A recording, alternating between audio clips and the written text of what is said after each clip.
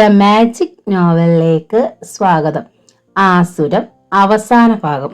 വിഷ്ണു ഉറക്കെ അലറി, പറയ്, രാമദാസിനെ കൊന്നതാരാണ്? എന്റെ അച്ഛന്റെ ശരീരത്തിൽ ആദ്യമായി കൈവച്ചത് ആരാണ്? എനിക്കറിയില്ല. വിഷ്ണു ഉറക്കെ ചിരിച്ചു. നിനക്കെല്ലാം അറിയാം. അതറിഞ്ഞുകൊണ്ട് തന്നെയാണ് ഞാൻ വന്നിരിക്കുന്നത്. എല്ലാം അറിയാവുന്ന നിന്നെ അത്ര എളുപ്പം ഞാൻ ചാവാൻ വിടില്ല. 20 വർഷം നീ കൂടുതൽ ജീവിച്ചത് വിഷ്ണുവിന് വഴികാട്ടിത്തരാൻ വേണ്ടി മാത്രമാണ്. ശേഖരൻ കുതിച്ചെഴുന്നേറ്റ് മേശവലിപ്പ് തുറന്നു. അതിൽ നിന്ന് റിവോൾവർ പുറത്തെടുക്കാൻ തുനിഞ്ഞു. വിഷ്ണുവിന്റെ റിവോൾവർ ഗർജിച്ചു. ശേഖരന്റെ കയ്യിൽ നിന്നും ചോര വാർന്നൊഴുകി. ഒരു നിലവിളിയോടെ അയാൾ കസേരയിലേക്ക് മറിഞ്ഞു. വിഷ്ണു ചിരിച്ചു. എന്റെ അച്ഛൻ അന്ന് ഇങ്ങനെ അലറി കരഞ്ഞിട്ടുണ്ടാവും അല്ലേ DIG സാർ? എനിക്കൊന്നും അറിയില്ല. സത്യമാണ് ഞാൻ പറയുന്നത്. എനിക്ക് ആവശ്യമുള്ള സത്യം അതല്ലല്ലോ ശേഖരൻ സാർ. അത് നിങ്ങളുടെ നാവിൻ തുമ്പിൽ തന്നെയുണ്ട്. സീനിയർ ഓഫീസറുടെ മരണം കൊലപാതകമായിരുന്നെന്ന് നിങ്ങൾക്കറിയാമായിരുന്നില്ലേ? ശേഖരൻ മിണ്ടിയില്ല. അത് ചെയ്തത് ആരാണെന്ന് നിങ്ങൾക്കറിയാമായിരുന്നിട്ടും നിങ്ങളത് റിപ്പോർട്ട് ചെയ്തില്ല. പോലീസ് എന്ന വാക്കിനെ പോലും നിങ്ങൾ അപമാനിച്ചു. ആർക്കു വേണ്ടി? എന്തിനു വേണ്ടി? അർഹതയില്ലാത്ത പ്രമോഷൻ നിങ്ങൾക്ക് വാങ്ങിത്തരാൻ വേണ്ടി ആരാണ് നോട്ടുകൾ വാരിയെറിഞ്ഞത്? എന്റെ അച്ഛനെ കൊന്നയാൾ ആരാണത്? പറയൂ മിസ്റ്റർ ശേഖർ. ശേഖരൻ കണ്ണുകൾ ഇറുക്കി അടച്ചു. ഭയം കൊണ്ട് അയാൾ വിറയ്ക്കുകയായിരുന്നു. വിഷ്ണു മുന്നോട്ടെടുത്തു. അയാളുടെ വലതുകാൽ ഒരു ഇടിമിന്നലായി ഉയർന്നു താണു. ശേഖരൻ കസേരയോടൊപ്പം തറയിലേക്ക് മലച്ചു. വിഷ്ണുവിന്റെ കാൽ ശേഖരന്റെ കഴുത്തിൽ അമർന്നു. ശേഖരന്റെ കണ്ണുകൾ തുറിച്ചു വന്നു. കടവായിലൂടെ രക്തം പുറത്തേക്കൊഴുകി. എനിക്കൊന്നും അറിയില്ല. സത്യമായോ അറിയില്ല. വിഷ്ണു കഴുത്തിൽ നിന്ന് കാലയച്ചു. അറിയാം, പറയില്ല. അതല്ലേ സത്യം? DIG സാർ, സ്വന്തം ജീവൻ പണയം വെച്ച് നിങ്ങൾ ആരെയാണ് രക്ഷിക്കാൻ ശ്രമിക്കുന്നത്? ശേഖരൻ മിണ്ടിയില്ല. വിഷ്ണു പോക്കറ്റിൽ നിന്ന് ഒരു ചെറിയ പൊതി പുറത്തെടുത്തു തുറന്നു. ശേഖരൻ പൊതിയിലേക്ക് പാളി നോക്കി. ഒരു ചെറിയ ചുറ്റികയും കുറച്ചു മുട്ടുസൂചികളുമായിരുന്നു പൊതിക്കുള്ളിൽ. ശേഖരൻ നടുങ്ങി തെറിച്ചു. നന്ദിനിക്കുട്ടിയും സുകന്യയും എറണാകുളം ട്രാൻസ്പോർട്ട് സ്റ്റാൻഡിൽ വന്നിറങ്ങി. സുകന്യയുടെ നിർബന്ധപ്രകാരം വിഷ്ണുവിന്റെ വീട്ടിലേക്ക് തന്നെ ആദ്യം പോകാമെന്ന് നന്ദിനിക്കുട്ടി സമ്മതിച്ചു. ആദ്യം കണ്ട ഓട്ടോയിൽ അവർ കയറി. ഓട്ടോ നീങ്ങി. സൺ ഇന്റർനാഷണൽ ഹോട്ടൽ കടന്ന് ഓട്ടോ മെയിൻ റോഡിലേക്ക് ഇറങ്ങി. പെട്ടെന്നൊരാൾ ഓട്ടോയുടെ മുന്നിലേക്ക് പാളി വന്നു. ഡ്രൈവർ അത് പ്രതീക്ഷിച്ചിരുന്നില്ല. അയാൾ ഓട്ടോ വെട്ടിത്തിരിച്ചു. പക്ഷേ വൈകിപ്പോയിരുന്നു. അപരിചിതൻ ഓട്ടോയിൽ ഇടിച്ച് റോഡിലേക്ക് കവിഴ്ന്നു. സുകന്യയും നന്ദിനിക്കുട്ടിയും നടുങ്ങി തെറിച്ചു. നാശം, ചാവാൻ കയറി വന്നിരിക്കുക. അയാൾ പുറത്തിറങ്ങി അപരിചിതനെ പിടിച്ചെഴുന്നേൽപ്പിച്ചു. വല്ലതും പറ്റിയോ? അയാൾ ഇല്ല എന്ന അർത്ഥത്തിൽ തലയാട്ടി. നന്ദിനിക്കുട്ടി മെല്ലെ നിശ്വസിച്ചു. അവൾ അപരിചിതനെ ശ്രദ്ധിച്ചു. അയാൾക്ക് ഒരു കണ്ണേ ഉണ്ടായിരുന്നുള്ളൂ. ദൈവമേ, ഇത് അവളുടെ ഹൃദയം പടപടാൻ പിടിച്ചു. അപരിചിതനും ഓട്ടോയിലേക്ക് ശ്രദ്ധിച്ചു. അയാൾ കണ്ണ് പലവട്ടം ചിമ്മി തുറന്നു. നന്ദിനിക്കുട്ടി ഒറ്റ കുതിക്ക് പുറത്തെത്തി. അപരിചിതന്റെ സമീപമെത്തി അവൾ ഉറക്കെ വിളിച്ചു, വിപിൻ, വിപിൻ. വിപിൻ മോഹൻ വിശ്വാസം വരാതെ നന്ദിനിക്കുട്ടിയെ തറച്ചു നോക്കി. അയാൾ മന്ത്രിച്ചു, നന്ദിനി. നന്ദിനിക്കുട്ടി വിപിന്റെ മാറിലേക്ക് വീണു. അവൾ വിതുമ്പിക്കരഞ്ഞു. വിപിന്റെ കണ്ണും നിറഞ്ഞൊഴുകി. രംഗം കണ്ട് സുകന്യ പകച്ചുപോയി. ഈശ്വര, ഇത് തന്റെ അച്ഛനല്ലേ? കാണാൻ കൊതിച്ച് കാത്തിരുന്നു. അവളുടെ മനസ്സ് തുടിച്ചു. ഹൃദയം തുളുമ്പി. അച്ഛ എന്നുള്ള വിളി നാവിൻ തുമ്പത്തെത്തി നിന്നു. ഓട്ടോ ഡ്രൈവർ ഒരു നിമിഷം അതെല്ലാം നോക്കി നിന്ന ശേഷം വണ്ടിയിലേക്ക് കയറി. സുകന്യ പുറത്തിറങ്ങി. ഡ്രൈവർ പറഞ്ഞു, നാടകം കണ്ടു നിൽക്കാൻ എനിക്ക് സമയമില്ല. ഒരുപാട് ഓട്ടം കിട്ടുന്ന ദിവസമാ. നിങ്ങൾക്ക് വേറെ വണ്ടി കിട്ടും. അയാൾ ഓട്ടോ സ്റ്റാർട്ടാക്കി. വണ്ടിയിൽ നിന്നിറങ്ങിയ സുകന്യയെ വിപിൻ കണ്ണിമയ്ക്കാതെ നോക്കി നിന്നു. നന്ദിനിക്കുട്ടി മന്ത്രിച്ചു, നമ്മുടെ മോൾ, സുകന്യ മോൾ. വിപിന്റെ ചുണ്ടുകൾ വിതുമ്പി. മോളെ, എന്റെ മോളെ. സുകന്യ വിപിന്റെ മാറിലേക്ക് വീണു. അവൾ തേങ്ങി. അച്ഛാ. നന്ദിനിക്കുട്ടി അത് കണ്ടു നിന്നു. അച്ഛനും മകളും തമ്മിലുള്ള വർഷങ്ങൾക്ക് ശേഷമുള്ള സമാഗമം. കണ്ണുനീരിനിടയിലൂടെ അവൾ ചിരിച്ചു. വിപിൻ സുകന്യയെ മാറോട് ചേർത്ത് നിർത്തി. പിന്നെ ഭ്രാന്ത് പിടിച്ചതുപോലെ അവളെ തുരുതുര ഉമ്മകൾ കൊണ്ട് മൂടി. അയാൾ പിറുപിറുത്തു. ഇതിനു വേണ്ടി മാത്രമാണ് മോളെ ഇതുവരെ അച്ഛൻ ജീവിച്ചത്. പാത്തും പതുങ്ങിയും എവിടെയെല്ലാമോ അലഞ്ഞു നടന്നത്. ഒടുവിൽ രണ്ടും കൽപ്പിച്ചിങ്ങോട്ട് പോന്നത്. മതി, തൃപ്തിയായി. നന്ദിനിക്കുട്ടി, നമ്മുടെ വീട് അവിടെ ഇല്ല. ആ വിക്ടർ അത് നശിപ്പിച്ചു. നന്ദിനിക്കുട്ടി നടുങ്ങി. അവൾ തേങ്ങി. വിപിൻ തുടർന്നു. ഞാൻ ആരുടെ പിടിയിൽ നിന്ന് രക്ഷപ്പെട്ടാണോ ഇവിടെ എത്തിയത്, അയാൾ ഇവിടെയുണ്ട്. റിച്ചാർഡ് എന്ന ഭീകരൻ. വിക്ടറും റിച്ചാർഡും എന്നെ വെറുതെ വിടില്ല നന്ദിനിക്കുട്ടി. അതിനു മുമ്പ് എനിക്ക് ഒട്ടേറെ ചെയ്യാനുണ്ട്. ഞാൻ അയച്ച രേഖകൾ നീ വിഷ്ണുവിന് കൈമാറിയോ? സുകന്യ വിതുമ്പി. അത് നഷ്ടപ്പെട്ടു. ഒരുപക്ഷേ പോലീസിന്റെ കയ്യിലുണ്ടാവുമത്. വിപിൻ നടുങ്ങി. പോലീസിന്റെ കയ്യിൽ? അപ്പോൾ ശേഖരന്റെ കയ്യിൽ. അയാളത് വിക്ടറെ ഏൽപ്പിക്കാതിരിക്കില്ല. നന്ദിനിക്കുട്ടി, ആ ബ്രീഫ് കേസിന്റെ രഹസ്യമടങ്ങിയ രേഖകളാണത്. വിക്ടർക്ക് ഒരിക്കലും അത് കിട്ടിക്കൂടാ. ശേഖരൻ അത് വിക്ടർക്ക് കൈമാറിയിട്ടില്ലെങ്കിൽ ഏത് വിധേന അത് തിരിച്ചു വാങ്ങണം. ചിലപ്പോൾ അവനെ കൊല്ലേണ്ടി വരും. എന്നാലും നന്ദിനിക്കുട്ടി ഉറക്കെ കരഞ്ഞു. പരസ്പരം കണ്ടപ്പോൾ ഞാൻ പലതും ആശിച്ചു. ഈശ്വരൻ എന്നെ കൈവെടിഞ്ഞിട്ടില്ലെന്ന് സമാധാനിച്ചു. ഇനി നമുക്കൊന്നിച്ച് ജീവിക്കാമെന്നാശിച്ചു. വിപിൻ, അരുത്, അരുത്, അങ്ങോട്ട് പോകരുത്. വിപിൻ സുകന്യെ മെല്ലെ പിടിച്ചകറ്റി. അയാൾ നന്ദിനിക്കുട്ടിയുടെ കണ്ണുകൾ തുടച്ചു. വിപിൻ പിറുപിറുത്തു. കിട്ടാത്തതൊന്നും ആശിക്കരുത് നന്ദിനിക്കുട്ടി. ആ വിക്ടറും റിച്ചാർഡും ഒരിക്കലും നമ്മെ ജീവിക്കാൻ അനുവദിക്കില്ല. ലോകത്തിന്റെ ഏത് കോണിലും അവരുടെ കഴുകൻ കണ്ണുകളെത്തും. വിഷ്ണുവിന് അവരെ കൊല്ലാൻ കഴിയുമോ എന്നെനിക്കറിയില്ല. എങ്കിലും ആ ബ്രീഫ് കേസ് അവന് കൈമാറണം. എന്റെ അവശേഷിച്ചിട്ടുള്ള ഏക മോഹം. അതിനു മുമ്പ് ആ വിക്ടറിനെ കണ്ടെത്തിക്കൂടാ. ഇവിടെ ഇങ്ങനെ നിൽക്കുന്നത് പോലും അപകടമാണ്. നിങ്ങൾ വിഷ്ണുവിന്റെ വീട്ടിലേക്ക് പൊയ്ക്കോളൂ. ഈശ്വരനെ അനുഗ്രഹിക്കുമെങ്കിൽ ഞാൻ ആ ബ്രീഫ് കേസുമായി അവിടെ എത്തും. അതിനിടെ ഞാൻ മരിച്ചുപോയാൽ. അയാൾ മുന്നോട്ടടുത്തു. ചുറ്റും നോക്കി. പിന്നെ നന്ദിനിക്കുട്ടിയുടെ കാതിൽ ചുണ്ട് ചേർത്ത് വെച്ച് എന്തോ മന്ത്രിച്ചു. വിഷ്ണുവിനോട് പറയണം എന്നു മാത്രമേ സുകന്യ കേട്ടുള്ളൂ. ബ്രീഫ് കേസ് ഒളിച്ചു വെച്ചിട്ടുള്ള സ്ഥലമായിരിക്കും അമ്മയോട് പറഞ്ഞത് അവൾ ഊഹിച്ചു. വിപിൻ പിറുപിറുത്തു. പണ്ടത്തെ സർക്കിൾ ശേഖരനാണ് ഇന്നത്തെ DIG ശേഖരൻ. അങ്ങോട്ട് പോകുന്നതിന് മുമ്പ് എനിക്ക് അല്പം തയ്യാറെടുക്കാനുണ്ട്. യാത്രയില്ല. തിരിച്ചു വരുമെങ്കിൽ ഈ അച്ഛൻ എന്റെ മോൾക്ക് ഒരുപാട് ഉമ്മകൾ തരും.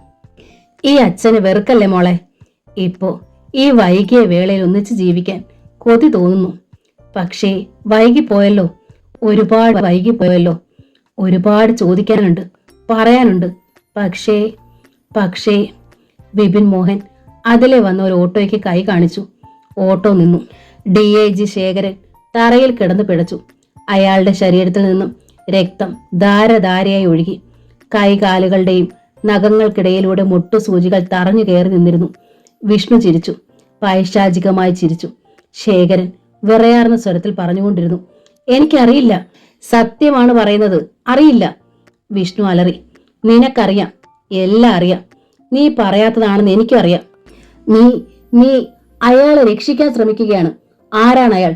വിഷ്ണുവിന്റെ വലതുകാൽ വീണ്ടും ഉയർന്നു താണു. ശേഖരൻ പറഞ്ഞു, വിക്ടർ ലീനസ്. ശേഖരൻ തറയിലൂടെ ഉരുണ്ടു. രക്തം മൊസൈക് ഫ്ലോറിൽ പരന്നു. വിഷ്ണു അലറി, പറയടാ, എവിടുണ്ട് വിക്ടർ? എവിടെയാണ് അവൻ ഒളിച്ചിരിക്കുന്നത്? ബംഗ്ലാവിൽ ഇല്ല. പിന്നെ എവിടെയുണ്ട്? ഇത്ര പെട്ടെന്ന് അയാൾക്ക് അധിക ദൂരമൊന്നും പോകാനാവില്ല. എനിക്കറിയില്ല. ചാവാൻ പോകുമ്പോഴെങ്കിലും നുണ പറയുന്നു. അപ്പോൾ നീ പറയില്ല? ശേഖരൻ ശ്വാസം കഴിക്കാൻ പ്രയാസപ്പെട്ടു. വിഷ്ണു പല്ലുകൾ ചേർത്ത് ഞെരിച്ചു. എങ്കിൽ നീ പറയണ്ട. നീ ചത്തു കിടക്കുമ്പോൾ റീത്ത് വയ്ക്കാൻ അവൻ വരുമല്ലോ, അതു മതി. വിഷ്ണു റിവോൾവർ കയ്യിലെടുത്തു. ശേഖരൻ ഞെരുങ്ങി. എന്നെ കൊല്ലരുത്, എനിക്ക് ജീവിച്ച് കൊതി തീർന്നിട്ടില്ല. വിഷ്ണു ചിരിച്ചു. ഈ കുപ്പായം നിനക്കൊരിക്കലും ചേരില്ല ശേഖര. പോലീസ് എന്ന വാക്കിനെ അപമാനിക്കുന്ന നീ ഒരു നിമിഷം കൂടുതൽ ഈ ഭൂമിയിൽ ജീവിച്ചിരിക്കുന്നത് എനിക്കിഷ്ടമല്ല. പൊയ്ക്കോ അങ്ങേ ലോകത്തേക്ക്. താമസിയാതെ നിന്റെ പുറകെ വിക്ടറും എത്തും. പക്ഷേ ആദ്യം നീ. വിഷ്ണു റിവോൾവർ ശേഖരന്റെ നെറ്റിയിൽ ചേർത്ത് വെച്ചു. അയാളുടെ വിരൽ ട്രിഗറിലേക്ക് നീങ്ങി. ശേഖരൻ കണ്ണുകൾ അടച്ചു. അയാൾക്കുറപ്പായി മരണം തൊട്ടുമുന്നിൽ. രക്ഷപ്പെടാൻ പഴുതുകളില്ല. റിച്ചാർഡിനെ തളച്ച സന്ദേശവുമായി ഒരു പോലീസ് ഓഫീസർ ഇങ്ങോട്ട് വരില്ല. ഫോൺ പോലും ശബ്ദിക്കില്ല. വിഷ്ണു അത് ആദ്യമേ നിശ്ചലമാക്കി കഴിഞ്ഞല്ലോ. ഇനി മരണം മാത്രം. പെട്ടെന്ന് വാതിലിനരികെ ഒരു ചലനം. കോളിംഗ് ബെൽ ശബ്ദിച്ചു. വിഷ്ണു ചെറുതായെന്ന് നടുങ്ങി. ശേഖരൻ കണ്ണു തുറന്നു. ഒടുവിൽ സന്ദേശവും കൊണ്ട് പോലീസ് എത്തിയിരിക്കുന്നു. ഇനി മരിക്കില്ല. വിഷ്ണു റിവോൾവർ പിൻവലിച്ചു. അയാൾ വാതിലിന് നേരെ നോക്കി. ശേഖരന്റെ ചുണ്ടിൽ ഒരു ചെറുചിരി ഓടിയെത്തി. അയാളുടെ മനസ്സലറി. നിനക്കറിയണമെന്നല്ലേ? പറഞ്ഞു തരാം, എല്ലാം പറഞ്ഞു തരാം. ഇവിടെ വെച്ചല്ല, ലോക്കർ റൂമിൽ വെച്ച്. നിന്റെ ശരീരം മുഴുവൻ മുട്ടുസൂചി കയറ്റിയിട്ട്, ശരീരം മുഴുവൻ കത്തി കൊണ്ട് വരഞ്ഞു കീറിയിട്ട് പുറത്ത് പോലീസുണ്ട്. വിഷ്ണു വാതിലിന് നേരെ നടന്നു. വിഷ്ണു റിവോൾവർ നീട്ടിപ്പിടിച്ചു. ആരായിരിക്കും? ആരായാലും അയാൾക്ക് മരിക്കാൻ തിടുക്കമായി. വിഷ്ണു വാതിലിന്റെ ബോൾട്ട് നീക്കി വാതിൽ മെല്ലെ തുറന്നു. പുറത്തു നിന്നിരുന്ന ഒറ്റ കണ്ണിനെ നോക്കി അലറി. ആരാ? എന്തു വേണം നിങ്ങൾക്ക്? ശേഖരന്റെ ചുണ്ടിലെ പുഞ്ചിരി മാഞ്ഞു. അയാൾ അടക്കിയ സ്വരത്തിൽ മന്ത്രിച്ചു, വിപിൻ. വിഷ്ണു അത് കേട്ടു. പുറത്തുനിന്ന് വിപിൻ പുഞ്ചിരിച്ചു. അതെ, വിപിൻ തന്നെ. DYSP രാമദാസിന്റെ സുഹൃത്ത് വിപിൻ മോഹൻ. വിഷ്ണു സ്തബ്ധനായി. വിപിൻ അപ്പോഴും പുഞ്ചിരിച്ചു. ഇയാളെ നിങ്ങൾ കൊല്ലാതിരുന്നത് നന്നായി. ഏറ്റവും പ്രധാനപ്പെട്ട ചില വിവരങ്ങൾ എനിക്കറിയാനുണ്ട്. വിപിൻ അകത്ത് കടന്നു. കയ്യിലെ പ്ലാസ്റ്റിക് സഞ്ചി മേശപ്പുറത്ത് വെച്ചു. DYSP രാമദാസിന്റെ മകനെ കൈമാറേണ്ടിയിരുന്ന ചില രേഖകൾ ഇവന് കിട്ടിയിട്ടുണ്ട്. ആ രേഖകൾ വിക്ടറിന്റെ കയ്യിൽ എത്തിയിട്ടുണ്ടോ എന്നെനിക്കറിയണം. പ്ലീസ്, കുറച്ചു നേരത്തേക്ക് ഇവനെ എനിക്ക് വിട്ടുതരൂ. വിഷ്ണു അയാളെ തറച്ചു നോക്കി. വിപിൻ വിഷ്ണുവിന്റെ മുഖത്തു നിന്നും നോട്ടം തെറ്റിച്ചില്ല. വിഷ്ണു പറഞ്ഞു, DYSP രാമദാസിന്റെ മകനാണ് ഞാൻ. വിപിൻ മന്ത്രിച്ചു. വിഷ്ണു? വിഷ്ണു മുഖമുയർത്തി. നിന്റെ അച്ഛന്റെ കൊലയാളി രക്ഷിക്കാൻ നിയമം അങ്ങനെ തന്നെ കുറ്റവാളികൾക്ക് കടം കൊടുത്ത നീചനാണിവൻ. യൂണിഫോറത്തെ വ്യഭിചരിച്ച് വിക്ടറുടെ കാല് നക്കി നടന്ന ഈ പട്ടിയെ ഒരു വെടിയുണ്ട കൊണ്ട് തീർത്തുകൂടാ. വിപിൻ പ്ലാസ്റ്റിക് സഞ്ചിയിൽ നിന്ന് വലിയൊരു പൊതി പുറത്തെടുത്തു. പൊതി തുറന്ന് കുറച്ച് പ്ലാസ്റ്റിക് ചരടെടുത്ത് ശേഖരനെ കസേരയോട് ചേർത്ത് കെട്ടി. വിഷ്ണു എല്ലാം നോക്കി നിന്നു. വിപിൻ അഴയിൽ നിന്ന് കുറെ തുണികൾ വലിച്ചെടുത്തു. ശേഖരന്റെ വായിൽ തിരികെ വെച്ചു. പിന്നെ പൊതിയിൽ നിന്നൊരു ടൈം ബോംബ് പുറത്തെടുത്തു. ശേഖരന്റെ കണ്ണുകൾ ഭയം കൊണ്ട് ഉരുണ്ടു. വിപിൻ ടൈം ബോംബ് സെറ്റ് ചെയ്തു. അയാൾ പറഞ്ഞു, 10 മിനിറ്റ് സമയമുണ്ട് നിനക്ക്. രാമദാസിനോടും എന്നോടും ചെയ്ത ദ്രോഹങ്ങളെക്കുറിച്ച് ഓർക്കാൻ 10 മിനിറ്റ് ധാരാളം. ഞാൻ നിനക്ക് തരുന്ന ഒരു ലോട്ടറി ടിക്കറ്റാണിത്. 10 മിനിറ്റിനുള്ളിൽ ആരെങ്കിലും നിന്നെ അന്വേഷിച്ച് ഈ ഫ്ളാറ്റിലെത്തിയാൽ ഭാഗ്യം നിന്നെ തുണയ്ക്കാനെത്തും. അല്ലെങ്കിൽ ടിക്കറ്റ് കാലിയാണെന്ന് കരുതിക്കോ. വിപിൻ വിഷ്ണുവിന്റെ തോളിൽ കൈവച്ചു. മേശപ്പുറത്തിരുന്ന ഫ്ളാറ്റിന്റെ താക്കോലെടുത്ത അയാൾ ഫ്ളാറ്റ് പൂട്ടി. അവർ നടന്നകുന്നു. കുറെ ദൂരെ എത്തി വിപിൻ നിന്നു. വിഷ്ണു, ആ ബ്രീഫ് കേസ് എന്റെ വീട്ടിലുള്ള കിണറ്റിലുണ്ട്. നീ അത് പുറത്തെടുക്കണം. ആ ബ്രീഫ് കേസിനുള്ളിൽ ഒരു വലിയ രഹസ്യം നിന്നെ കാത്തിരിപ്പുണ്ട്. ഒട്ടും സമയം കളയാനില്ല.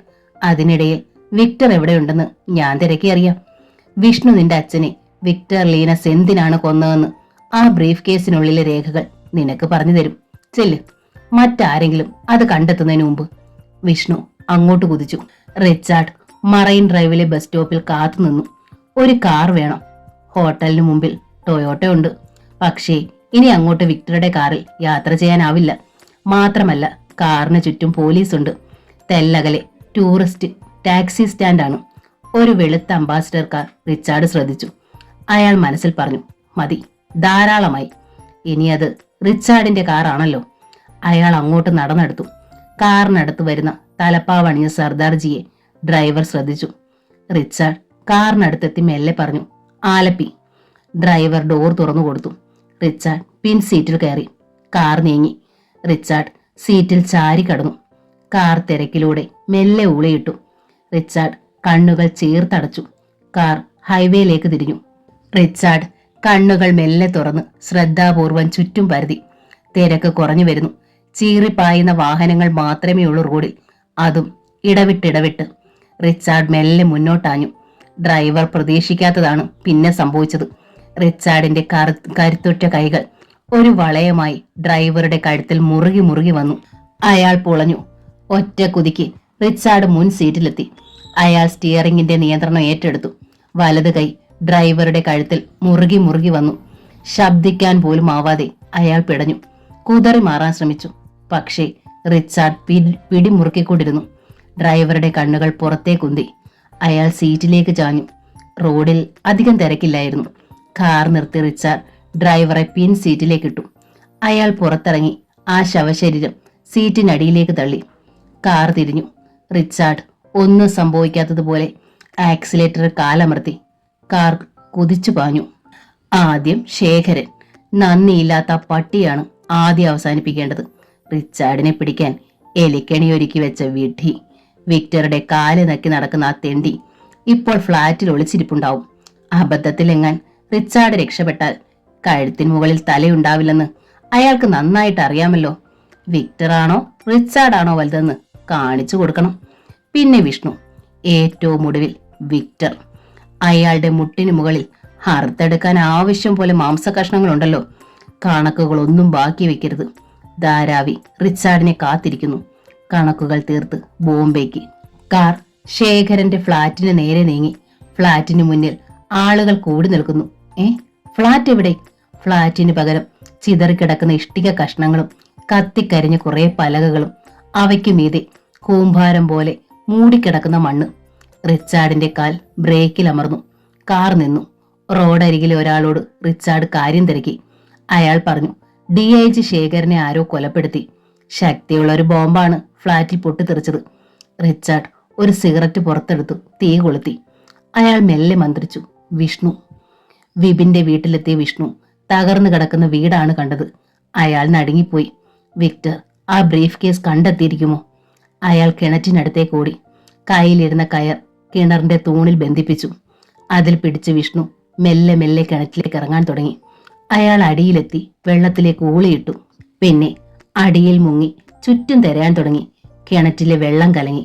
1 മണിക്കൂർ നേരത്തെ ഭഗീരഥ പ്രയത്നത്തിന് ശേഷം വിഷ്ണുവിന്റെ കാൽ എന്തിലോ തടഞ്ഞു.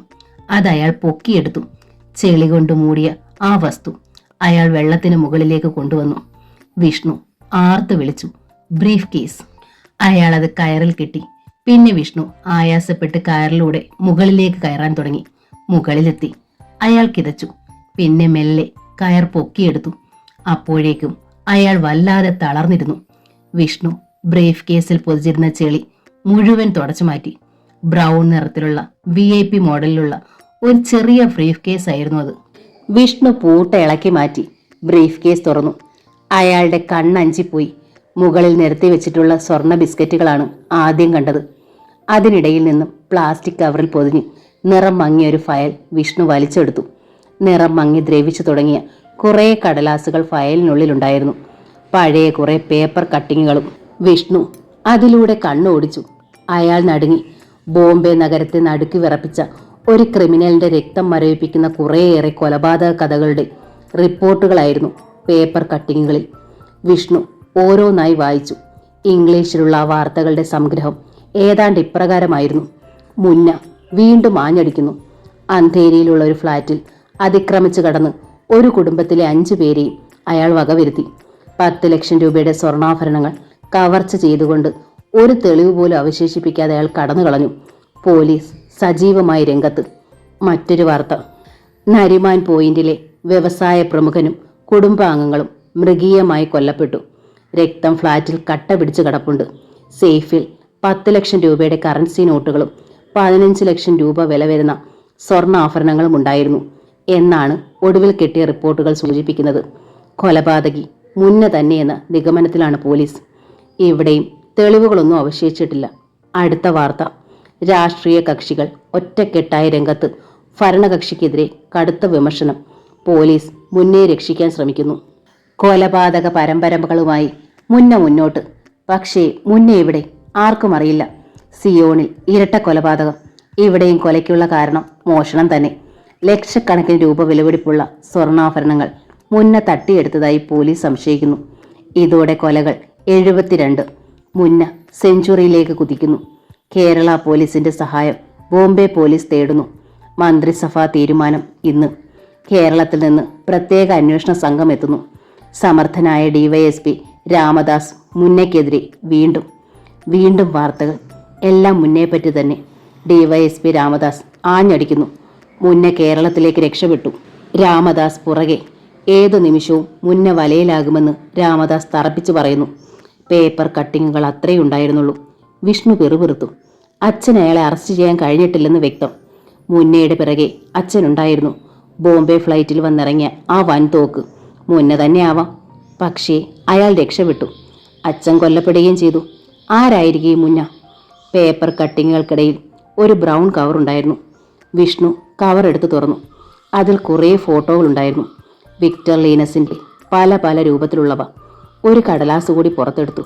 DYSP രാമദാസിൻ്റെ അന്വേഷണ റിപ്പോർട്ടായിരുന്നു അത്. അതിൽ വ്യക്തമായി എഴുതിയിരുന്നു, ഈ വിക്ടർ ലീനസ് തന്നെയാണ് മുന്ന എന്ന ഭീകരൻ. വിഷ്ണു നടുങ്ങിത്തെറിച്ചു. ആ രഹസ്യം കണ്ടെത്തിയ അച്ഛനെ അപ്പോൾ അയാൾ കൊന്നു. വിഷ്ണു പല്ലുകൾ ഞെരിച്ചു. ആ പട്ടി ഇപ്പോൾ എവിടെ ഉണ്ടാകും? ക്രച്ചസ് മൊസൈക് ഫ്ലോറിൽ ആഞ്ഞമർന്നു. വിക്ടർ ലീനസിന്റെ കണ്ണുകളിൽ നിന്ന് തീക്കട്ടകൾ അടർന്നു. ഒടുവിൽ ഞാൻ ഇവിടെ എത്തി, വിഷ്ണുവിന്റെ വീട്ടിൽ. നിങ്ങൾക്കിനി നഷ്ടപ്പെടാൻ വിഷ്ണു മാത്രമേ ഉള്ളൂ. കാത്തിരുന്നോ, ആ വാർത്ത എത്താറായി. അവന്റെ കാൽ മുറിച്ചു മാറ്റിയ ആൾ തന്നെയാണ് പറയുന്നത്. ഗേറ്റിൽ ഒരാളെ കൊല്ലാൻ തക്കവണ്ണമുള്ള കറണ്ട് ഇപ്പോഴും പാസ് ചെയ്യുന്നുണ്ട്. ഗേറ്റ് തുറക്കാൻ ശ്രമിക്കുന്ന ആരും അവിടെ തന്നെ പെടിഞ്ഞു വീഴും. വിക്ടർ ക്രൂരമായി ചിരിച്ചു. ശബ്ദം നഷ്ടപ്പെട്ട സുഭദ്രയും ഗോദവർമ്മയും വിറങ്ങലിച്ചു നിന്നു. 20 വർഷം മുമ്പ് ഈ വിക്ടർ എല്ലാം കുഴിച്ചു മൂടിയതാണ്. വിലയേറിയ ബ്രീഫ് കേസ് പോലും ഉപേക്ഷിച്ചതാണ്. എന്റെ കാലുകൾ മുറിച്ചെടുത്ത വിപിൻ മോഹൻ നിന്ന് തെണ്ടിയെ പോലും മറന്നു കളഞ്ഞതാണ്. എല്ലാം ഓർമ്മിപ്പിക്കാൻ പുതിയൊരു അവതാരം. വിഷ്ണു അവന്റെ അച്ഛന്റെ ചോരയ്ക്ക് പകരം ചോദിക്കുമ്പോലും, അതും ഈ വിക്ടറിനോട്. അയാൾ അലറിച്ചിരിച്ചു. ഗോദവർമ്മ വിറച്ചുപോയി. ഞാനാണ് രാമദാസിനെ കൊന്നത്. എന്റെ ബംഗ്ലാവിൽ കിടന്ന് ഒരു പട്ടിയെപ്പോലെ അവൻ പിടഞ്ഞു തീർന്നു. എന്തിനെന്നോ പറഞ്ഞു തരാം. ആ ബ്രീഫ് കേസ്, എന്റെ കനത്ത സമ്പാദ്യം മുഴുവൻ അതിനുള്ളിലായിരുന്നു. എല്ലാം സ്വർണ്ണ ബിസ്ക്കറ്റുകളാക്കിയാണ് 20 കൊല്ലം മുമ്പ് ബോംബെയിൽ നിന്ന് ഞാൻ മടങ്ങിയെത്തിയത്. കസ്റ്റംസ് എന്ന കടമ്പ പോലും വിക്ടർക്ക് പുല്ലായിരുന്നു. പക്ഷേ അവൻ രാമദാസ് എല്ലാം അറിഞ്ഞു. എന്നെ അറസ്റ്റ് ചെയ്യാൻ ഒരു വീരശൃംഖലയും തീർത്ത് ആ വിഡ്ഢി എയർപോർട്ടിലേക്ക് കുതിച്ചു വന്നു. വിക്ടറെ അവന് തൊടാനായില്ല. പക്ഷേ എൻ്റെ ബ്രീഫ് കേസ് അവന് കിട്ടി. വിക്ടർ ആഞ്ഞടിച്ചപ്പോഴേക്കും അല്പം വൈകിപ്പോയി. അവൻ അത് എവിടെയോ ഒളിപ്പിച്ചു. വിപിൻ മോഹൻ എന്ന തെണ്ടിയും കൂട്ടുനിന്നു. ഇഞ്ചിഞ്ചായി മരിച്ചുകൊണ്ടിരുന്നപ്പോഴും അവൻ അത് പറഞ്ഞില്ല. വിക്ടർ ഗോദവർമ്മയുടെ നേരെ നടന്നെടുത്തു. പറഞ്ഞോളൂ മിസ്റ്റർ ഗോദവർമ്മ, ആ ബ്രീഫ് കേസ് ഇപ്പോൾ എവിടെയുണ്ട്? വിക്ടർ ക്രച്ച സാഞ്ഞു വീശി. ഗോദവർമ്മയുടെ ചുണ്ടുകളിൽ നിന്ന് ചോര ഒഴുകി. അയാളുടെ കണ്ണുകൾ കലങ്ങി, കവിളുകൾ തടിച്ചു വീർത്തു. സുഭദ്ര കണ്ണുകൾ പൊത്തി അലറിക്കരഞ്ഞു. ഗോദവർമ്മ അലറി വിളിച്ചു. വേദന കൊണ്ട് അയാൾ പിടഞ്ഞു. എനിക്കറിയില്ല, സത്യമാണ് പറയുന്നത്. നിന്റെ ഒരു സത്യം, വിക്ടർ അലറി. ഈ നീണ്ട 20 കൊല്ലം വിക്ടർ മനസ്സമാധാനത്തോടെയാണ് ഉറങ്ങിയിരുന്നത്. രാമദാസ് ചത്തപ്പോൾ ആ ബ്രീഫ് കേസും തൊലഞ്ഞുവെന്നാണ് കരുതിയിരുന്നത്. ആ രഹസ്യവും കൊണ്ടവൻ തൊലഞ്ഞുവെന്ന് ധരിച്ചു. എല്ലാം അറിഞ്ഞിരുന്നിട്ടും ഒന്നും അറിയില്ലെന്ന് നടിക്കുന്ന അവന്റെ തന്ത. അതുകൊണ്ടാണ് ഇത്രയും കാലം ജീവിച്ചത്. നിനക്കൊന്നും അറിയില്ലെന്ന് ഞാൻ ധരിച്ചുപോയി. എനിക്ക് തിരക്കുണ്ട്. മുറിയിൽ ഒരുത്തനെ പച്ച ജീവനോടെ കെട്ടിത്തൂക്കിയിട്ടുകൊണ്ടാണ് വിക്ടർ വന്നിരിക്കുന്നത്. ഒറ്റപ്പാലത്തുള്ള ഏതോ പാർത്തൻ. അവനും വിക്ടറെ വേണം ചുട്ടു തിന്നെ. സുഭദ്ര മുഖമുയർത്തി. എന്താണ് കേട്ടത്? പാർത്ഥനും ഇയാളുടെ വലയിൽ അകപ്പെട്ടെന്നോ? അവൻ എന്തിന് ഇയാളെ തേടി ഈ സിറ്റിയിൽ വന്നു? എന്തിനാണ് ഇയാളെ കൊല്ലാൻ ശ്രമിക്കുന്നത്? വിക്ടർ സുഭദ്രയുടെ നേരെ നടന്നു നീങ്ങി. അവരുടെ നെറ്റിയിൽ ക്രച്ചസ് അമർത്തി വെച്ച് അയാൾ മൃദുവായി തിരക്കി. വിഷ്ണുവിന്റെ ശവശരീരം ഒരു നോക്ക് കാണാനെങ്കിലും നിങ്ങൾക്ക് ജീവിച്ചിരിക്കണ്ടേ? പറയൂ, എവിടെയാണ് ബ്രീഫ് കേസ്? പുറത്ത് ഒരു കാർ ബ്രേക്കിട്ട് നിന്നു. സുഭദ്രയും ഗോദവർമ്മയും ഞെട്ടിത്തെറിച്ചു. നേരിയ പുഞ്ചിരിയോടെ വിക്ടർ ലീനസ് പറഞ്ഞു, ഹീറോ എത്തി. വിഷ്ണു സുഭദ്ര ഉറക്കെ വിളിച്ചു. പക്ഷേ വൈകിപ്പോയിരുന്നു. പുറത്ത് കിടിലം കൊള്ളിക്കുന്ന ഒരലർച്ച കേട്ടു. വിഷ്ണു, എൻ്റെ വിഷ്ണു! സുഭദ്ര അലറിക്കരഞ്ഞു. അതിലും ഉറക്കെ വിക്ടർ ചിരിച്ചു. വൈദ്യുതി പലപ്പോഴും കണിശക്കാരനാണ്. കണക്കുകൂട്ടലുകൾ ഒരിക്കലും തെറ്റിക്കാറില്ല. 2 സെക്കൻഡ്, എല്ലാം തീർന്നു. ഒരിക്കൽ ഈ വിക്ടർ ഓങ്ങിവെച്ചു. അന്ന് അവൻ്റെ ഒരു കാലേ മുറിച്ചു മാറ്റാൻ പറ്റുള്ളൂ. അവൻ ബാക്കിയായി. അത് ഇങ്ങനൊരവസരത്തിന് വേണ്ടിയായിരുന്നു. വിക്ടർ കിതച്ചു. ഗോദവർമ്മ കണ്ണുകൾ ചേർത്തടച്ചു. പാപം വിഷ്ണു. അവൻ്റെ മരണത്തിന് ഒരർത്ഥത്തിൽ താനല്ലേ കാരണക്കാരൻ? ചെറുപ്പത്തിലെ അവനെ ഒരുക്കിയെടുത്തു. അവൻ കേട്ടു വളർന്നത് രാമദാസിന്റെ കഥകൾ മാത്രം. അവന്റെ മനസ്സിലെ അവ്യക്തമായ ചിത്രങ്ങളിൽ ചായം തേച്ച് മിഴിവുണ്ടാക്കി. സുഭദ്ര അറിയാതെ ട്രെയിനിങ്ങിനയച്ചു. ദൂരെ ഒരു ജോലി കിട്ടിയെന്ന് അവളോട് നുണ പറഞ്ഞു. എന്തിനിതെല്ലാം ചെയ്തു? വിഷ്ണുവിനെ കൊലയ്ക്ക് കൊടുക്കാനോ? സ്വതന്ത്രമായൊരു സ്റ്റേഷന്റെ ചുമതലയേൽക്കാൻ പോകുമ്പോഴെങ്കിലും അവനെ തടയാമായിരുന്നു. ഗോദവർമ്മയുടെ കണ്ണുകളിൽ നിന്ന് കണ്ണ് നിർധാരധാരയെ ഒഴുകി. ഒടുവിൽ ഒടുവിൽ എല്ലാം അവസാനിക്കുന്നു. എല്ലാ സ്വപ്നങ്ങളും ഗേറ്റിന് മുന്നിൽ കരിഞ്ഞു തീർന്നിരിക്കുന്നു. ദാസിന്റെ ആത്മാവ് തനിക്കൊരിക്കലും മാപ്പ് തരില്ല. വിഷ്ണു, എന്റെ വിഷ്ണു! ഗോദവർമ്മ ഉറക്കെ കരഞ്ഞു. ആ കണ്ണുകളിലേക്ക് നോക്കി വിക്ടർ ചിരിച്ചു. അപ്പോൾ കരയാൻ ഇനിയും കണ്ണുനീർ ബാക്കിയുണ്ടല്ലോ. നന്നായി, മുഴുവൻ കരഞ്ഞു തീർക്കല്ലേ, ഇനിയും ആവശ്യം വരും.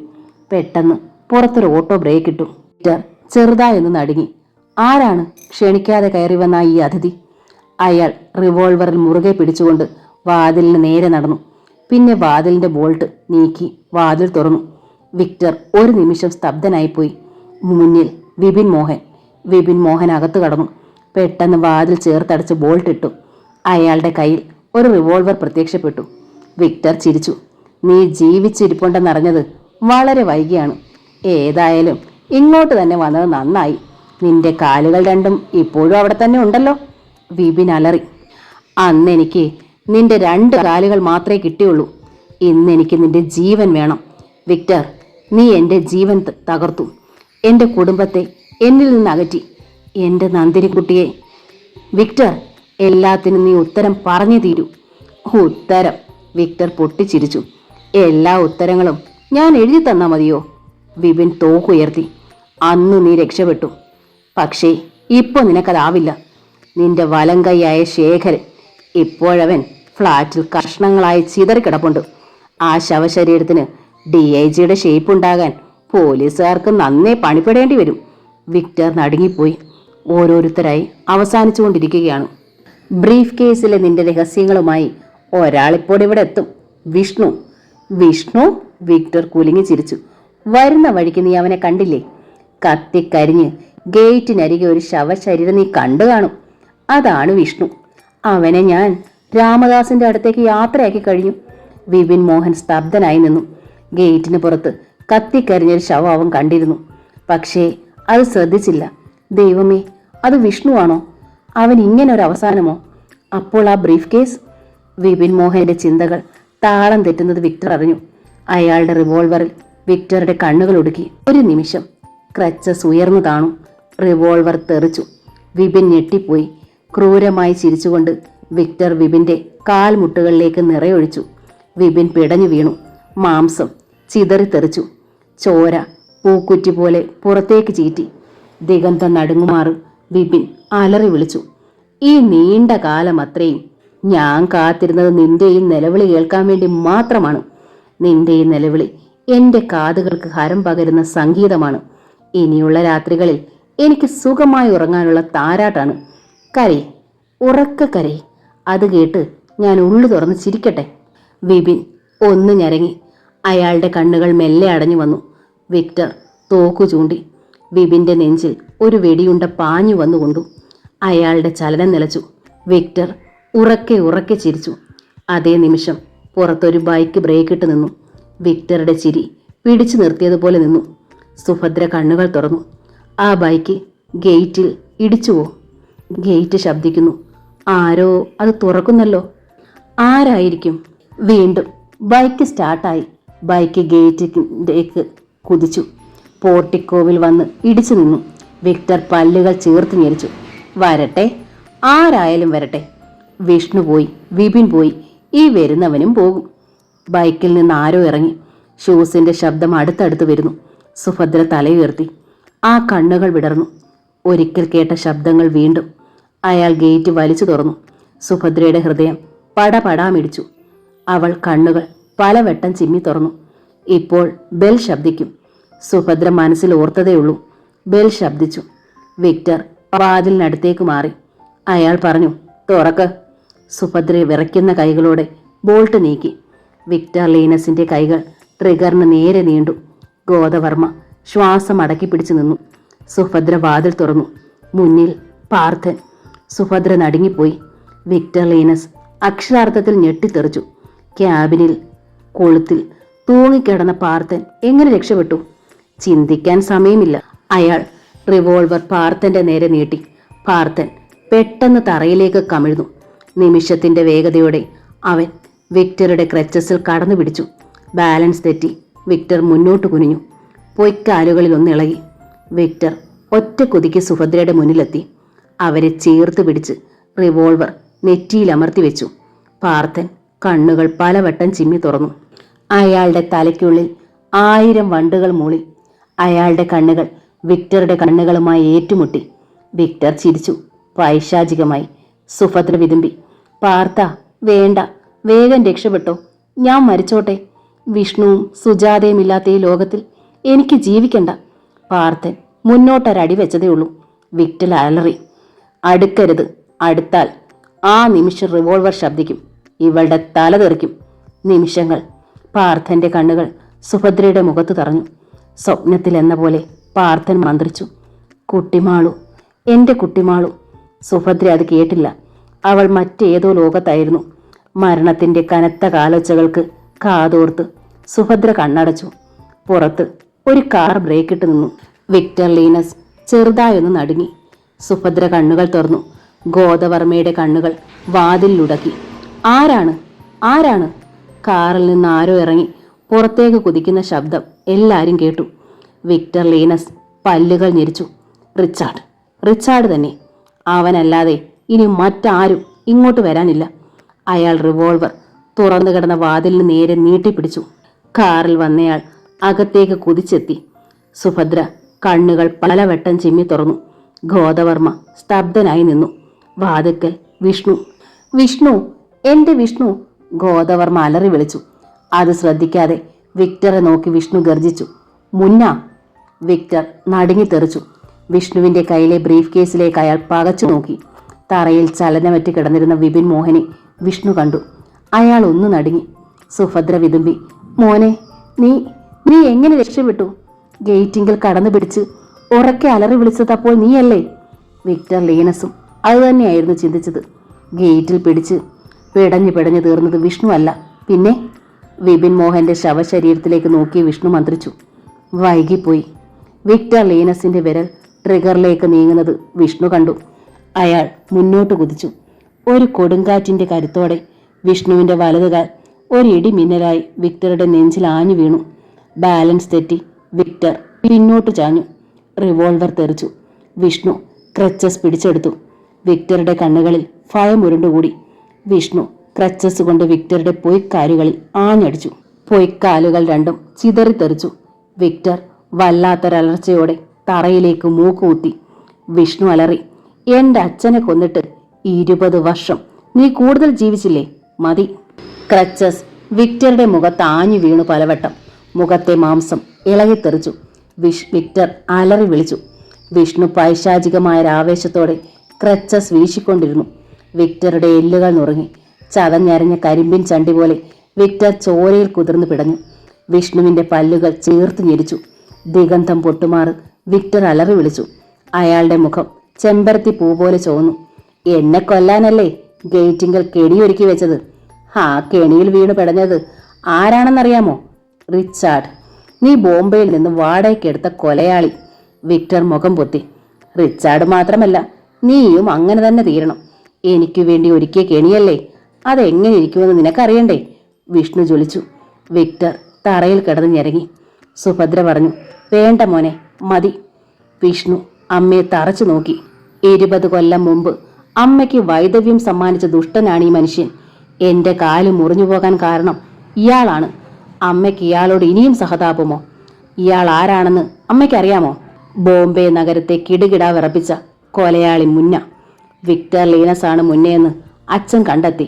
ആ രഹസ്യമാണ് ഈ ബ്രീഫ് കേസിൽ.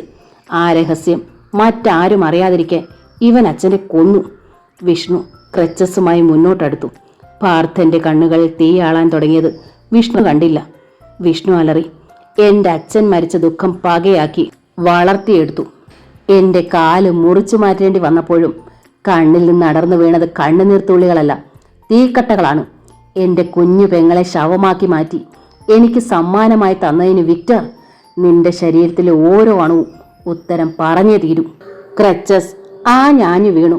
ചോരത്തുള്ളികൾ ചിതറിത്തെറിച്ചു. വിക്ടറുടെ ശരീരത്തിൽ രക്തം അരുവികൾ തീർത്തു. വിക്ടർ അലറിക്കരഞ്ഞു. വിഷ്ണു കിതച്ചു. ക്രച്ചസിന്റെ മുന വിക്ടറുടെ കഴുത്തിൽ അമർത്തി വെച്ച് വിഷ്ണു അലറി, പറയടാ പട്ടി, എന്റെ സുജാത നിനക്ക് എന്ത് ദ്രോഹം ചെയ്തു? അവൾ പാവമായിരുന്നില്ലേ? വിക്ടറുടെ കണ്ണുകൾ പുറത്തേക്കുന്തി. കഴുത്തിൽ നിന്ന് ചോര ഒഴുകി. വിഷ്ണുവിന്റെ മുഖം ചുവന്നു. അയാളുടെ മുന്നിൽ കല്ലിലടിച്ചു ചിതറിയ പോലെ സുജാത. വിഷ്ണു എല്ലാം മറന്നു. അയാൾ ക്രച്ചസ് വിക്ടറുടെ കഴുത്തിൽ നിന്ന് ഊരിയെടുത്തു. അതിന്റെ മുനയിൽ നിന്ന് രക്തം ഇറ്റിറ്റ് വീണു. പാർത്ഥന്റെ കണ്ണുകൾ കത്തി. അയാളുടെ ചെവിയിൽ ആ അജ്ഞാത ശബ്ദം തല്ലി അലച്ചു. വിഷ്ണു അല്ല കൊല്ലേണ്ടത്, അവൻ കുറ്റവാളിയാകരുത്. കൊല്ല്. വിഷ്ണു ഉറക്കെ അലറി. വിളിക്കേ, ഇനിയും വിളിക്കേ, തൊണ്ട പൊട്ടി വിളിക്കേ. ക്രച്ചസ് വിക്ടറുടെ വലത് കണ്ണിന് നേരെ ഉയർന്നു. പെട്ടെന്ന് പാർത്ഥൻ റിവോൾവർ കടന്നെടുത്ത് വിക്ടറെ ഉന്നം വെച്ചു. അപ്പോഴാണ് വിഷ്ണു അവിടെ അങ്ങനെ ഒരാൾ നിൽക്കുന്നത് ശ്രദ്ധിച്ചത് തന്നെ. വിഷ്ണു അലറി വിളിച്ചു, അരുത്, അവനെ ജീവനോടെ തന്നെ എനിക്കിനിയും വേണം. എല്ലുകളിൽ ഓരോന്നായി നുറുക്കാൻ, ചതച്ചരച്ച് റോഡിലേക്ക് വലിച്ചെറിയാൻ. പാർത്ഥൻ അത് കേട്ടില്ല. അയാളുടെ വിരൽ ട്രിഗറിലേക്ക് നീണ്ടു. വിഷ്ണു ക്രച്ചസ് വലിച്ചെറിഞ്ഞ് പാർത്ഥന്റെ നേരെ കുതിച്ചു. ഒറ്റ കുതിക്ക് അയാൾ പാർത്ഥനെ കടന്നു പിടിച്ചു. പിന്നെ ശക്തിയായി ഉലച്ചു. അരുതെന്നാ പറഞ്ഞത്. പാർത്ഥന്റെ കണ്ണുകൾ വിഷ്ണുവിന്റെ കണ്ണുകളുമായി കോർത്തു. ആ കണ്ണുകളിൽ അഗ്നികുണ്ഡമാളുന്നത് വിഷ്ണു കണ്ടു. അയാളൊന്ന് പതറി. പാർത്ഥൻ വിഷ്ണുവിനെ തള്ളി മാറ്റി. വിഷ്ണു മുന്നോട്ട് വാഞ്ഞു. പാർത്ഥന്റെ കണ്ണുകൾ തിളങ്ങി. ചിരപരിചിതമായ സ്വരം ചെവിക്കരികെ മുഴങ്ങി, കൊല്ല്. റിവോൾവർ തുടരെ തുടരെ ശബ്ദിച്ചു. വെടിയുണ്ടകൾ വിക്ടറെ പൊതിഞ്ഞു. അയാൾ ഒന്ന് പെടഞ്ഞു. ഒരിക്കൽ, പിന്നെ തല ഒരു വശത്തേക്ക് ചരിഞ്ഞു. ഒറ്റ കുതിക്ക് വിഷ്ണു പാർത്ഥനെ വീണ്ടും പിടിച്ചുലച്ചു. അയാൾ അലറി, നീ ആരാ? എന്തിനു വന്നു? പറയൂ, പറയാനാ പറഞ്ഞത്. പാർത്ഥൻ നിശ്ചല നിന്നു. വിഷ്ണുവിന്റെ കൈകൾ പാർത്ഥന്റെ കഴുത്തിൽ അമർന്നു. വിഷ്ണു! സുഭദ്ര ഉറക്കെ അലറി. അതിലും ഉറക്കെ വിഷ്ണു അലറി, എന്നെ തടയരുത്, ഇവനെ ഞാൻ വിടാനാ പറഞ്ഞത്. വിടില്ല. സുഭദ്ര വിഷ്ണുവിന്റെ മുന്നിലെത്തി. വിഷ്ണു! സുഭദ്ര കിതച്ചു. വിഷ്ണു അലറി, വിക്ടറെ, എനിക്ക് ഇനിയും ജീവനോടെ വേണമായിരുന്നു പച്ചയ്ക്ക് കൊത്തി നുറുക്കാൻ. പക്ഷേ ഇവൻ ആരാണിവൻ? വിഷ്ണുവിന്റെ കണ്ണുകളിലേക്ക് തറച്ചു നോക്കി സുഭദ്ര പറഞ്ഞു, ഇവൻ പാർത്ഥൻ, നിന്റെ ചേട്ടൻ. 1000 വെള്ളടികൾ ഒന്നിച്ചു വെട്ടിയതുപോലെ വിഷ്ണു നടുങ്ങി. അയാളുടെ കൈകൾ മെല്ലെ അയഞ്ഞു. ചേട്ടൻ? വിഷ്ണു മന്ത്രിച്ചു. വിശ്വസിക്കാനാവാതെ അയാൾ സുഭദ്രയെ തറപ്പിച്ചു നോക്കി. സുഭദ്ര കൈകൊണ്ട് മുഖം കൊത്തി വിങ്ങിക്കരഞ്ഞു. പാർത്ഥൻ അപ്പോഴും മറ്റൊരു ലോകത്തായിരുന്നു. പാർത്ഥന്റെ ചെവിയിൽ ആ അജ്ഞാത ശബ്ദം വീണ്ടും തല്ലി ഉലച്ചു. കഴിഞ്ഞു, ആരും ബാക്കിയില്ല, ഇനി യാത്ര. പാർത്ഥൻ മുന്നോട്ട് നടന്നു നീങ്ങി. ചിരപരിചിതനെ പോലെ സ്റ്റെയർ കേസിന് നേരെ നടന്നു. അയാൾ പടി കയറുന്നത് വിഷ്ണു വിങ്ങുന്ന മനസ്സോടെ നോക്കി നിന്നു. അയാളുടെ ഹൃദയം തുടിച്ചു. പാർത്ഥൻ ബെഡ്റൂമിലേക്ക് കടന്നു. ആ മുറിയുടെ ഓരോ അണുവും അയാൾക്ക് സുപരിചിതമായിരുന്നു. അയാൾ ജനൽ തുറന്നു. തണുത്ത കാറ്റ് മുറിയിലേക്ക് ഒഴുകിയെത്തി. തലയണ കീഴിൽ നിന്ന് താക്കോലെടുത്ത് അയാൾ സേഫ് തുറന്നു. ചെറിയ കള്ളറയും അതിൽ നിന്നൊരു ആൽബം പുറത്തെടുത്തു. പേജുകൾ മറിച്ചു. ഒരു ചിത്രത്തിൽ പാർത്ഥന്റെ കണ്ണുകൾ ഉടക്കി. തോളോട് തോൾ ചേർന്ന് നിന്ന് സുഭദ്രയും രാമദാസും. പാർത്ഥന്റെ ചുണ്ടുകൾ മന്ത്രിച്ചു, എന്റെ മാത്രമായ കുട്ടിമാളു, യാത്ര, ഇനി യാത്ര. ഗോദവർമ്മ വിഷ്ണുവിന്റെ തോളിൽ കൈവച്ചു. വിഷ്ണു മുഖമുയർത്തി. ഗോദവർമ്മ പറഞ്ഞു, സുഭദ്ര പറഞ്ഞത് ശരിയാണ് മോനെ. പാർത്ഥൻ നിന്റെ ചേട്ടനാണ്, എന്റെ ദാസിന്റെ മകനാണ്. സുഭദ്ര ഉറക്കെ കരഞ്ഞു. ഗോദവർമ്മ തുടർന്നു, എന്റെ ദാസ് ചെയ്ത ആദ്യത്തെയും അവസാനത്തെയും തെറ്റ്. പാർത്ഥൻ നിന്റെ അമ്മയുടെ മകനല്ല. വിഷ്ണു ഒന്നും മനസ്സിലാവാതെ മുത്തശ്ശനെയും അമ്മയും മാറി മാറി നോക്കി. പറയാം, എല്ലാം പറയാം. ഇത്രയും കാലം ഞാൻ എല്ലാം മറച്ചു വെച്ചു. പക്ഷേ ഈ വൈകിയ വേളയിൽ സുഭദ്ര തുടങ്ങി വെച്ചില്ലേ, ഞാനത് പൂർത്തിയാക്കാം മോനെ. സഹനശക്തിയുടെ പര്യായമാണ് നിന്റെ അമ്മ. സ്ത്രീലോകത്തിന് ആകെ അഭിമാനം. ഭർത്താവ് മറ്റൊരു സ്ത്രീയെ സ്നേഹിച്ചിരുന്നു എന്നറിഞ്ഞിട്ടും ആ സ്ത്രീയിൽ ഒരു കുഞ്ഞുണ്ടെന്നറിഞ്ഞിട്ടും സുഭദ്ര ദാസിനോട് ക്ഷമിച്ചു. ഗോദവർമ്മ നിർത്തി. സുഭദ്ര അപ്പോഴും കരയുകയായിരുന്നു. ഗോദവർമ്മ മെല്ലെ തുടർന്നു, പാർത്ഥന്റെ അമ്മ നിന്റെ അച്ഛനെ അത്രയ്ക്ക് സ്നേഹിച്ചിരുന്നു. എനിക്കും ആ ബന്ധത്തിന് സമ്മതമായിരുന്നു. പക്ഷേ പാർത്ഥന്റെ അമ്മയുടെ വീട്ടുകാർ സമ്മതം മൂളിയില്ല. സ്നേഹബന്ധത്തെ പണം കൊണ്ട് അളക്കുന്നവരായിരുന്നു അവർ. നിന്റെ അച്ഛൻ അന്ന് സർവീസിൽ കയറിയിട്ടേ ഉള്ളൂ. ഗർഭിണിയായ ആ സ്ത്രീയെ മറ്റൊരാൾ വിവാഹം കഴിച്ചു. സ്വാധീനം ഉപയോഗിച്ച് രാമദാസിനെ അവർ ഒറ്റപ്പാലത്ത് നിന്ന് സ്ഥലം മാറ്റി. അവിഹിത ബന്ധത്തിലുണ്ടായ കുഞ്ഞാണ് പാർത്ഥനെന്ന് അറിയരുതെന്ന് ആ സ്ത്രീക്ക് നിർബന്ധമുണ്ടായിരുന്നു. നിന്റെ അച്ഛൻ അവർക്ക് വാക്കു കൊടുത്തു. ആ രഹസ്യം പാർത്ഥൻ പോലും അറിയാതെ കാത്തു സൂക്ഷിച്ചു. അവനെ ദൂരെ നിന്ന് മാത്രം നോക്കിക്കണ്ട് അവൻ സമാധാനിച്ചു. അതെല്ലാം വിവാഹത്തിന് മുൻപായിരുന്നു. ദാസ് സുഭദ്രയോടെല്ലാം തുറന്നു പറഞ്ഞിരുന്നു. എല്ലാം അറിഞ്ഞുകൊണ്ട് തന്നെ സുഭദ്ര രാമദാസിന്റെ ഭാര്യയായി. ഞാനും നിന്റെ അമ്മയും പലപ്പോഴും ഒറ്റപ്പാലത്ത് പോകാറുണ്ടായിരുന്നു, പാർത്ഥനെ ഒന്ന് കാണാൻ വേണ്ടി മാത്രം. ഇടക്കാലത്ത് പാർത്ഥന്റെ അച്ഛനമ്മമാർ ഒരു ആക്സിഡന്റിൽ കൊല്ലപ്പെട്ടു. തീരാ ദുഃഖവുമായി കഴിഞ്ഞിരുന്ന പാർത്ഥനെ സാന്ത്വനിപ്പിക്കാൻ ആദ്യം ഓടിയെത്തിയത് നിന്റെ അമ്മയായിരുന്നു. മരിക്കുന്നതിന്റെ തലേ ദിവസവും രാമദാസ് ഒറ്റപ്പാലത്ത് പോയി പാർത്ഥനെ കണ്ടിരുന്നു. ഗോദവർമ്മ നിർത്തി. വിഷ്ണു തിരക്കി, പാർത്ഥന് ഇതെല്ലാം അറിയാമായിരുന്നോ? ഇല്ല, പാർത്ഥന് രാമദാസ് എന്നും അങ്കിൾ മാത്രമായിരുന്നു. അവന്റെ അച്ഛന്റെ ഏറ്റവും അടുത്ത സുഹൃത്ത്. അത്ര തന്നെ. സ്വന്തം മകനെ ദൂരെ നിന്ന് കണ്ട് നെടുവീർപ്പിടാൻ മാത്രം. സുഭദ്ര പറഞ്ഞിട്ടുണ്ട് പാർത്ഥനെ ഇങ്ങോട്ട് വിളിച്ചുകൊണ്ട് വരാൻ. പക്ഷേ പാർത്ഥന്റെ അമ്മയ്ക്ക് നിന്റെ അച്ഛൻ കൊടുത്ത ആ വാക്ക്, അത് തെറ്റിക്കാൻ രാമദാസ് മടിച്ചു. പെട്ടെന്നാണ് എന്റെ മോൻ മരിച്ചത്. പാർത്ഥനെ കുറിച്ച് ഒന്നും പറയാതെ ദാസ് പോയി. ഗോദവർമ്മ പറഞ്ഞു നിർത്തി. വിഷ്ണുവിന്റെ ഇടനെഞ്ച് വിങ്ങി. അയാൾ സ്റ്റെയർ കേസിന് മുകളിൽ നോക്കി. വാതിൽ അപ്പോഴും അടഞ്ഞു കിടന്നിരുന്നു. വിഷ്ണുവിന്റെ ഉള്ളിൽ നിന്നും ഒരു വിളി ഉണർന്നു. പാർത്ഥേട്ടൻ, തന്റെ പാർത്ഥേട്ടൻ. ആ കഴുത്തിലാണ് തന്റെ കൈകൾ ആഞ്ഞമർന്നത്. ഓടിച്ചെന്ന് കെട്ടിപ്പിടിക്കാൻ, മാപ്പ് പറഞ്ഞ് പലവട്ടം ചേട്ടാ എന്ന് വിളിക്കാൻ വിഷ്ണുവിന്റെ മനസ്സ് തുടിച്ചു. അയാൾ മുന്നോട്ട് കുതിക്കാനൊരുങ്ങി. ഗേറ്റിനരികെ ഒരു ഓട്ടോ വന്നു നിന്നത് വിഷ്ണു കണ്ടു. ഓട്ടോയിൽ നിന്ന് 3 പേർ ഇറങ്ങി. നന്ദിനിക്കുട്ടി, സുകന്യ, സുസ്മിത. ഓടി തളർന്നു വന്ന സുസ്മിതയെ സുകന്യ ഓട്ടോയിൽ കയറ്റുകയായിരുന്നു. വിഷ്ണു അങ്ങോട്ട് നടന്നെടുത്തു. ഗേറ്റിനരികെ കത്തി കരിഞ്ഞു കിടന്നിരുന്ന റിച്ചാർഡിന്റെ ശവശരീരത്തിലേക്ക് അവർ ഭയത്തോടെ നോക്കി. സുകന്യ വിഷ്ണുവിനെ നോക്കി മെല്ലെ വിതുമ്പി. വിഷ്ണു അവളുടെ കൈ കടന്നെടുത്തു. കരയരുത് സുകന്യെ, കരയാനുള്ളവരെല്ലാം അലറിക്കരഞ്ഞുകൊണ്ട് ഈ ഭൂമിയിൽ നിന്ന് പോയി കഴിഞ്ഞു. ഇനി നിന്നെ എന്നിൽ നിന്ന് വേർപെടുത്താൻ ഒരു ശക്തിക്കും കഴിയില്ല. ഈ വിഷ്ണുവിന് വേണ്ടി മാത്രം ജനിച്ച പെണ്ണല്ലേ നീ? നന്ദിനിക്കുട്ടിയുടെ മുഖം തെളിഞ്ഞു. വിഷ്ണു അവരെ നോക്കി മെല്ലെ പറഞ്ഞു, സുകന്യയോട് കരയരുതെന്ന് ഞാൻ പറഞ്ഞു, പക്ഷേ. വിഷ്ണു നിർത്തി. സുകന്യ അയാളുടെ മുഖത്തോട് ഭയത്തോടെ നോക്കി. വിഷ്ണു ശബ്ദം താഴ്ത്തി പറഞ്ഞു, സുകന്യയുടെ അച്ഛനെ എനിക്ക് രക്ഷിക്കാനായില്ല, വിക്ടർ അദ്ദേഹത്തെ. വിഷ്ണു അത് പൂർത്തിയാക്കിയില്ല. നന്ദിനിക്കുട്ടിയും സുകന്യയും അകത്തേക്കൂടി. വിഷ്ണു ഗേറ്റിനരികെ നിശ്ചലം നിന്നു. അകത്തുനിന്ന് അലമുറ ഉയരുന്നത് അസ്വസ്ഥതയോടെ അയാൾ കേട്ടു.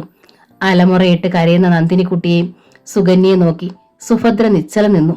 ഒരു നിമിഷം സുഭദ്ര മെല്ലെ മുകളിലേക്ക് കയറി. ബെഡ്റൂമിനടുത്തെത്തി വിറയ്ക്കുന്ന കൈകൊണ്ടവൾ വാതിൽ തള്ളി തുറന്നു. ബെഡ്റൂമിൽ പാർത്ഥൻ നീണ്ടു നിവർന്ന് കിടപ്പുണ്ടായിരുന്നു. തൊട്ടടുത്ത് ആൽബം, നെഞ്ചിലൊരു ഫോട്ടോ അയാൾ അടുക്കി പിടിച്ചിരുന്നു. സുഭദ്ര ആ ഫോട്ടോ മെല്ലെ വലിച്ചെടുത്തു. തോളോട് തോൾ ചേർന്ന് നിൽക്കുന്ന സുഭദ്രയും രാമദാസും. ദാസേട്ടന് ഏറ്റവും ഇഷ്ടമുള്ള ഫോട്ടോ. പുറത്ത് കാറ്റുറക്കെ ചൂളം കുത്തി.